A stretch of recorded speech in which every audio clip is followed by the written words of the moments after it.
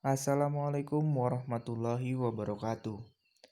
Masih bersama saya di channel saya, Yovan Lukma Wahyu Pratama. Jangan lupa like, komen, dan subscribe. Kali ini kita akan belajar tentang persebaran flora fauna di dunia dan di Indonesia. Karakteristik bioma di dunia. Biosfer adalah lapisan yang terdiri dari tanah, air, dan udara, tempat berlangsungnya kehidupan. Oleh karena itu, biosfer tidak bisa terlepas dari atmosfer, litosfer, dan hidrosfer. Bioma didefinisikan sebagai komunitas biologis yang unik, melingkupi suatu area geografis yang luas, dan terbentuk sebagai respons adanya perbedaan karakteristik lingkungan serta iklim. Ada beberapa karakteristik suatu bioma, di antaranya adalah sebagai berikut. Pada setiap bioma ada suatu komunitas klimaks, ada suatu bentuk vegetasi utama yang mendominasi kawasan tersebut. Komunitas ini stabil sepanjang masa, kecuali adanya kejadian tiba-tiba yang mengganggu kestabilan komunitas, seperti kerusakan alam. Bioma terbentuk karena antara interaksi unsur-unsur lingkungan, serta bioma dicirikan oleh bentuk kehidupan tumbuhan dan hewan yang berbeda. Jadi setiap bioma memiliki ciri-ciri yang berbeda, ekosistem yang berbeda juga. Bioma biasanya memiliki wilayah yang luas. Faktor yang mempengaruhi persebaran flora dan fauna. Ada beberapa faktor mempengaruhi persebaran flora dan fauna, yaitu sebagai berikut. Iklim adalah kondisi cuaca pada waktu yang lama dan meliputi daerah yang luas. Suhu adalah suatu ukuran derajat panas atau dingin. Suhu udara di permukaan bumi bersifat relatif, tergantung pada faktor yang mempengaruhinya, seperti lamanya penyinaran matahari. Kelembaban udara. Kelembaban adalah kandungan total uap air di udara. Kelembaban memiliki pengaruh besar pada tingkat transpirasi pada tumbuhan. Kelembaban juga berpengaruh mengendalikan distribusi geografis tumbuhan. Angin. Angin adalah udara yang bergerak. Angin atau gerakan udara mempunyai peranan penting dalam distribusi organisme karena angin berinteraksi dengan faktor fisik lainnya. Curah hujan. Curah hujan merupakan hasil dari tarikan gravitasi pada uap air di atmosfer. Jumlah curah hujan tahunan sangat mempengaruhi vegetasi serta populasi hewan di daerah tertentu. Cahaya matahari. Jumlah cahaya, durasi, dan intensitas cahaya di suatu wilayah menentukan jenis tumbuhan dan sebaran tumbuhan itu. Fisiografi berkaitan dengan topografi atau bentuk permukaan tanah seperti ketinggian, kemiringan, dryness, dan tingkat erosi tanah. Edafik. Faktor edafik adalah faktor berkaitan dengan struktur dan komposisi tanah yang ditemukan di daerah tertentu. Biotik. Faktor terbesar yang mempengaruhi pertumbuhan dan sebaran tumbuhan dan hewan adalah faktor biotik. Persebaran flora dan fauna di dunia. Pola persebaran flora di dunia dapat dipahami melalui bioma. Bioma biasanya diklasifikasikan berdasarkan vegetasi yang dominan dalam suatu wilayah regional yang luas. Tundra upland and Arctic. Zona vegetatif ini ditemukan di ketinggian dan garis lintang tertinggi. Semuanya tanpa pepohonan. Komunitas ini terdiri dari lumut, rumput, dan semak-semak yang rendah. Taiga terdiri dari beberapa jenis pohon konifer, berdaun jarum, dan pinus, dicirikan dengan musim dingin yang sangat panjang dan musim panas yang sangat singkat.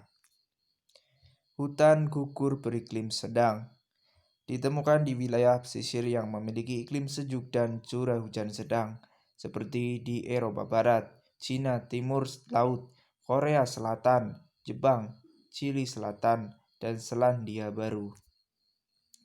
Hutan selalu hijau subtropis ditemukan di daerah iklim subtropis, lembab dengan musim dingin ringan dan curah hujan yang sepanjang tahun.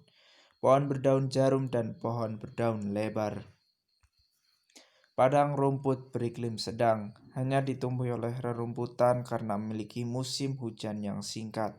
Di daerah padang rumput antara lain zebra Afrika, kanguru Australia, dan bison Amerika. Gurun dan semi gurun. Hamparan padang pasir yang ditandai dengan rata-rata jumlah curah hujan tahunan yang jauh lebih kecil daripada tingkat penguapan massa air ke atmosfer. Hutan gugur tropis. Hutan ini ditemukan di 15-20 lintang utara atau selatan atau di pinggiran bioma hutan hujan tropis. Lebih dari 2/3 pohon di hutan gugur tropis merupakan pohon yang menggugurkan daunnya. Padang rumput di daerah tropis disebut tropical grassland pada padang rumput tropis atau sabana. Sabana memiliki jenis tumbuhan yang tahan terhadap kelembaban rendah. Hutan hujan tropis terdapat di daerah dengan suhu relatif stabil sepanjang tahun dan curah hujan yang melimpah.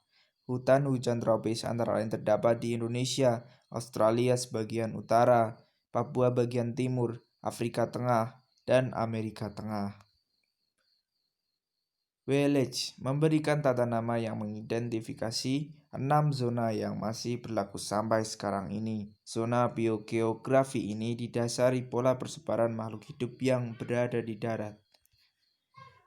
Zona Nearktik. Zona Nearktik membentang dari Arktik di utara Kanada ke dataran tinggi Meksiko Tengah, termasuk Greenland. Di zona ini terdapat relatif sedikit keluarga mamalia. Zona Neotropik. Zona neotropik terbentang dari Meksiko Tengah hingga Amerika Selatan. Di zona neotropik terdapat banyak keluarga mamalia dan banyak di antara merupakan fauna endemik. Sebagian besar keanekaragaman spesies terkonsentrasi di hutan hujan Amazon, sabana atau hutan semak tropis. Zona Australis. Zona Australis meliputi Australia dan Papua Nugini, serta beberapa kepulauan di Indonesia Timur seperti Kepulauan Maluku, Lombok, dan Nusa Tenggara, dan beberapa kepulauan di daerah Pasifik. Zona Oriental. Zona Oriental membentang dari Asia Selatan, Asia Tenggara, hingga sebagian selatan Asia Timur. Zona ini terdiri dari anak benua India, Asia Tenggara, dan sebagian dari Kepulauan Nusantara, Malay Archipelago, yang berada di utara dan barat garis Village. Zona Paleartik. Zona Paleartik merupakan daerah fauna terbesar. Zona ini mencakup Eropa, Rusia, Asia Tengah, Tiongkok Utara, hingga Maroko di Afrika. Ada 2 keluarga mamalia endemik di zona ini, yaitu tikus mondok Butas pelecidae dan tikus selevin. Zona Ethiopia. Zona Ethiopia mencakup Madagaskar dan Sub-Sahara Afrika. Sahara dan Timur Tengah membentuk zona transisi antara daerah Ethiopia dan Paleartik Selatan. Zona Ethiopia memiliki variasi vertebrata terbanyak dibanding zona lainnya. Persebaran flora dan fauna di Indonesia.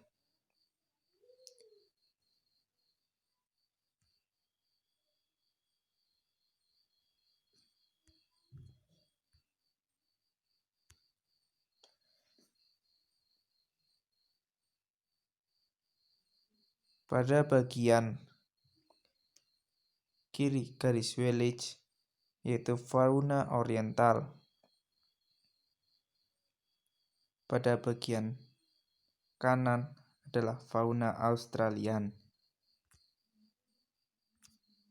Persebaran flora dan fauna di Indonesia dibagi berdasarkan pengamatan yang dilakukan oleh beberapa zoolog, yaitu Alfred Russel Wallace, Max Carl, Wilhelm Weber, dan Richard Lydekker. Ada 3 kawasan utama persebaran flora di Indonesia. 3 kawasan itu adalah sebagai berikut. Bagian barat, kawasan flora subregion Indonesia Malaysia.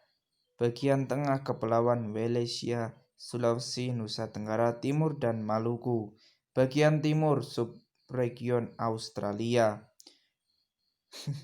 Pola persebaran fauna di Indonesia mengikuti pola persebaran flora di Indonesia. Persebaran flora di Indonesia juga terbagi atas 3 wilayah. Kawasan flora subregion Indonesia Malaysia, Kepulauan Malaysia, Sulawesi, Nusa Tenggara Timur, dan Maluku. Subregion Australia adalah Merak bagian timur, Merak bagian tengah, dan bagian barat adalah orangutan. Konservasi flora dan fauna di dunia dan di Indonesia. Konservasi sumber daya alam hayati adalah pengelolaan sumber daya alam hayati yang memanfaatkan dilakukan secara bijaksana untuk menjamin kesinambungan persediaannya dan tetap memelihara dan meningkatkan kualitas keanekaragaman dan nilainya. Undang-Undang Nomor 5 Tahun 1990 tentang konservasi sumber daya alam hayati dan ekosistemnya. Kelestarian flora dan fauna kerap diganggu oleh beberapa kerusakan. Kerusakan itu antara lain disebabkan oleh faktor berikut: pengaruh evolusi dan penebangan ilegal, perburuan, penangkapan ilegal, bencana alam, perlindungan sistem penyangga kehidupan.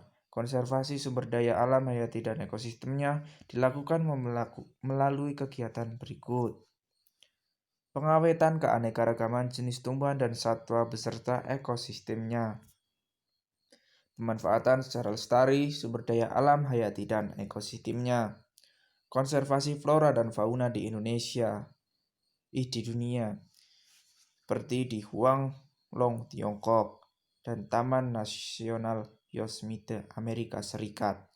Konservasi flora dan fauna di Indonesia, Taman Nasional Gunung Leuser, Kebun Raya Bogor. Pemanfaatan flora dan fauna di Indonesia sebagai sumber daya alam, menjaga keseimbangan ekologis, nilai estetika, mengembangkan ekonomi lokal. Terima kasih. Wassalamualaikum warahmatullahi wabarakatuh. Semoga bermanfaat.